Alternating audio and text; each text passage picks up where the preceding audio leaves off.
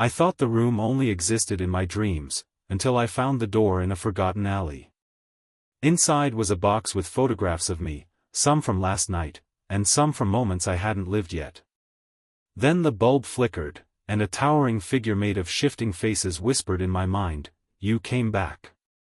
When I escaped, the door vanished. But the room still remembers me. And it wants me back. I've had the same recurring dream. Every night, without fail, I found myself standing in front of a door I didn't recognize. Not an old, creaky horror movie door. No.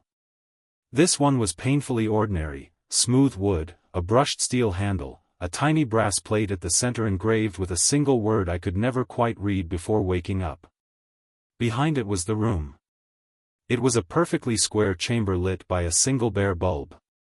No windows. No furniture except for a table in the middle, small, circular, and white, almost sterile looking. On top of the table sat an object covered with a black cloth. The object never moved. I never dared to touch it. But it always felt like it knew I was there. Every dream ended the same way, the bulb flickered once, twice, and then everything went dark. When the darkness swallowed me, I always heard a whisper behind my left ear, like someone leaning close enough for their breath to graze my skin. They whispered, "You're almost here." I told myself these dreams were just stress manifesting, symptoms of an overworked brain desperate for rest. I tried journaling. Meditation. Cutting back on caffeine. None of it helped. But this very morning, just after sunrise, I took a walk through the older part of town. I don't usually go there, it's full of abandoned buildings waiting to collapse under their own histories. Yet something pulled me in that direction, a tug in my chest that felt too intentional to ignore. I turned down an alley I swear I had never noticed before. It was narrow enough that my shoulders nearly grazed the walls, and the air smelled faintly of rust and old rain. And then I saw it. A door. The door. Same smooth wood. Same brushed steel handle. Same brass plate with the same unreadable word. I felt a wave of cold ripple through me, the kind that starts at your spine and spreads like frostbite. For a long moment, I just stood there, staring. My dreams had followed me into the waking world, or perhaps I had walked into theirs. The wind shifted. The door creaked open the slightest bit, as if inviting me in. Or challenging me. Everything inside me screamed to walk away, pretend it wasn't real, call someone, anyone. But I didn't. Instead, I stepped closer. Because I had to know. And when I pushed it open, the bulb hung from the ceiling exactly where I expected it. The air inside smelled of dust and something else, something metallic. But the table wasn't empty this time. The black cloth was gone. And the object underneath. It was waiting for me. I wish I could tell you I turned and ran the moment I saw what was on the table. That would have been the reasonable thing to do. But reason had abandoned me the moment I recognized the door. On the small white table sat a box. Not a decorative box. Not a wooden keepsake. No, this one was made of a dull, matte metal, the sort of metal that seems colder than it has any right to be. It was rectangular, about the length of my forearm, no digits here, and the top of it was engraved with the same unreadable word I had seen on the brass plate outside. The word that always blurred in my dreams. But here, in waking reality, I could read it perfectly. It spelled my name. I felt my stomach drop, as if the floor beneath me had suddenly tilted. Seeing your own name in a place you have never been, on an object you have never touched, in a room that shouldn't exist, there's no preparation for that kind of wrongness. I reached out. I shouldn't have. Every instinct screamed for me not to. But curiosity, real or planted, pulled stronger. The box wasn't locked. It opened with a soft metallic sigh. Inside was a stack of photographs. Old ones, the kind with white borders and uneven contrast, like the kind found in dusty attic trunks. I lifted the stack and began flipping through them. The first photo was of the room I was standing in. The same lighting, same table, same bare bulb. Only the door behind me in the picture was shut.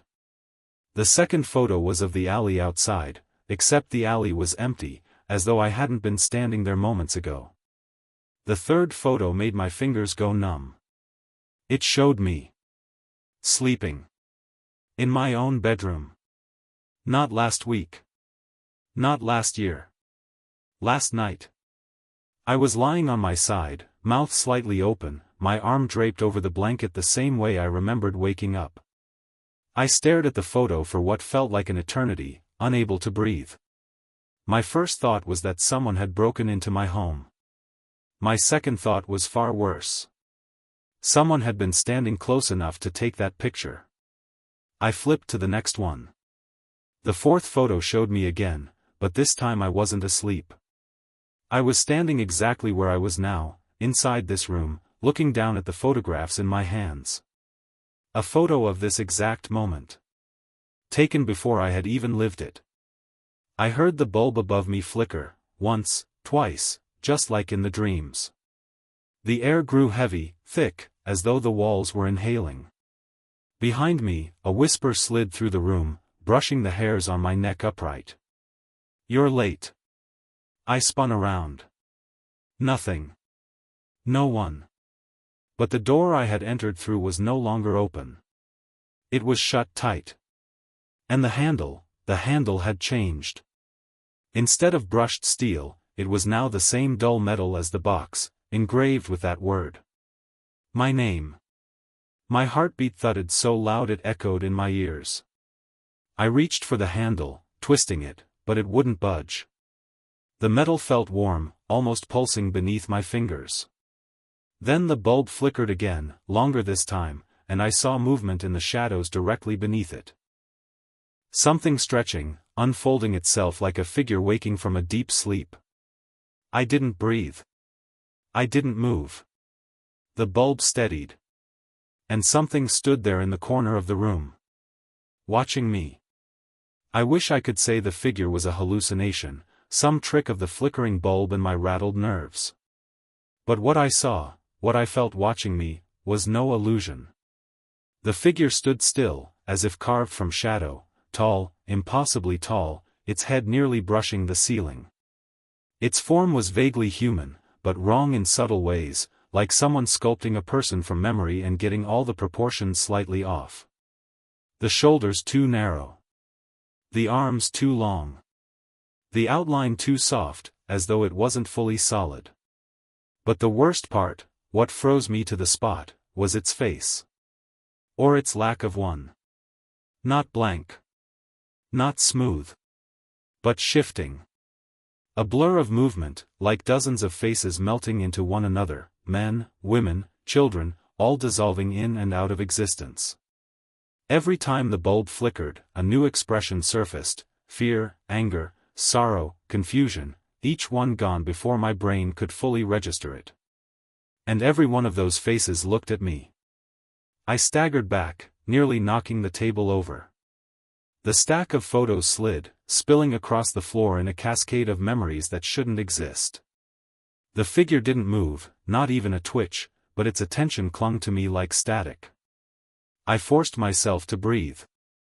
In the dream, I whispered, my voice cracking, "You never came this close." The figure responded, not with sound, but with a shift in the air. The temperature dropped sharply, so fast it felt like the oxygen crystallized in my lungs. Frost crawled along the white tabletop. Slowly, painfully slowly, the figure lifted an arm. It didn't raise it toward me, not exactly. It pointed at the floor. I followed its gesture. One photograph lay separate from the rest, as though deliberately placed. I hesitated, then crouched and picked it up. For a moment, I couldn't make sense of what I was seeing. The image was grainy, darker than the rest. Then it clicked. It was the room again. But the table was overturned. The bulb shattered. The wall smeared with something dark, something that might have been blood. And in the center of the room, face down on the floor, was a figure. Me. My mouth went dry. I flipped the photo over, half expecting a date or message. Instead, 4 words were etched with something sharp, carved so deeply the paper nearly tore. You were here already. A shudder rolled through me. What does that mean? I demanded, my voice echoing too loudly in the small room. The figure lowered its arm. Then the bulb flickered again, once, twice, 3 times, and the shadows around its body began to move. Not just moving, spreading. Like ink leaking across water. The darkness pooled outward from its feet, stretching slowly across the floor, creeping toward my shoes with a deliberate, hungry patience. I backed up until my spine hit the door behind me. My hand jumped to the handle, twisting it with every shred of strength I had. Locked. Of course it was locked. The darkness kept spreading. I kicked at the door, slammed my fist against it, screamed for help even though I knew no one walked the alley outside. The sound of my own panic bounced off the walls, swallowed by the thickening shadows. When the darkness reached my shoes, it felt cold, deeper than cold, as if emotion itself froze. My legs numbed. My fingertips tingled. I gasped, jerking upward. The figure finally moved. It stepped forward, and the entire room dimmed with each step, as though it carried its own eclipse with it. The shifting faces on its head began to cycle faster, fear, anger, sadness, joy, despair, whirling like a roulette of stolen identities. Then it spoke. Not from its blurred face. Not from air. From inside my own mind. You came back. My vision swam. My breath hitched. Back? I had never been here before. Had I? Had I? I opened my mouth to answer, but the darkness surged. And everything in the room went black. When the darkness swallowed everything, I thought I had died. But death, if this wasn't some twisted variant of it, was not what I found on the other side. Slowly, as though surfacing from deep water, I began to hear something. A rhythmic tapping. Familiar. Soft. Repetitive. It grew louder, shaping itself into a pattern I recognized. My heartbeat.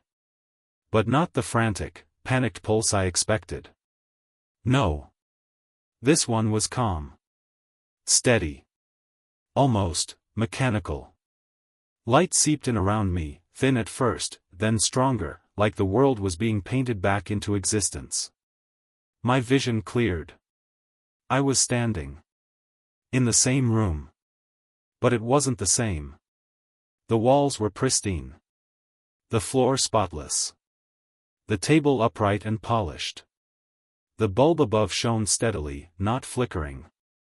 The shadows were gone completely, leaving no trace of the figure that had cornered me. And I was alone. Or so I thought. There, on the table, was the metal box.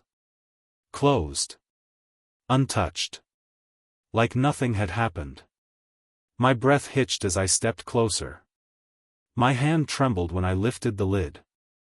Inside was a single photograph. Just one. I turned it over, expecting another impossible image. Another twisted glimpse of horrors already endured or yet to come. Instead, I froze.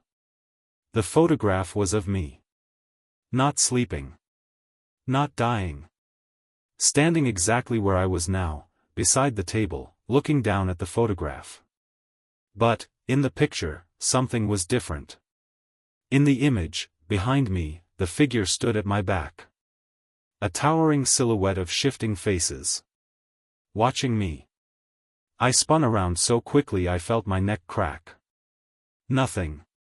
No figure. No shadow. Just the door behind me. Except the engraving on the handle had changed again. It no longer carried my name. It said something else. Return. A cold sweat broke down my spine. No, I whispered. I'm not coming back. I'm not. Then I noticed the brass plate on the outside of the door, visible only because the door now stood open, leading back into the alley. For the first time since my dreams began, the word engraved on it was no longer blurred. I read it. And my blood ran cold. It didn't show a word. Not a description. Not my name. It showed a date. The date I first dreamed of the room. But the date wasn't today's date. It wasn't the date of the first dream. It was a date far earlier. A date I had no memory of. A date from my childhood. The realization hit me like an electric shock.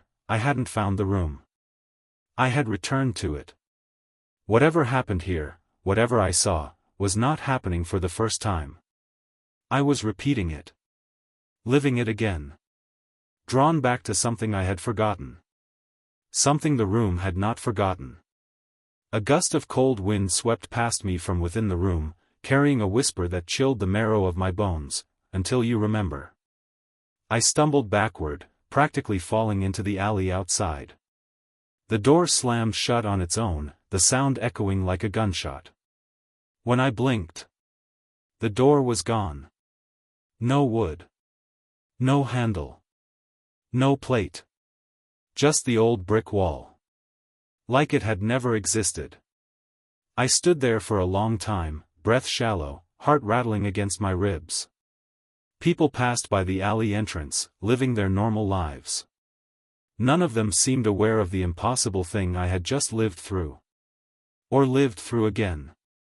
I still dream about the room. Every night. The dreams are clearer now. And I know the truth, one day, the door will appear again. And when it does, I will have no choice but to open it. Because the room remembers me. And it wants me back.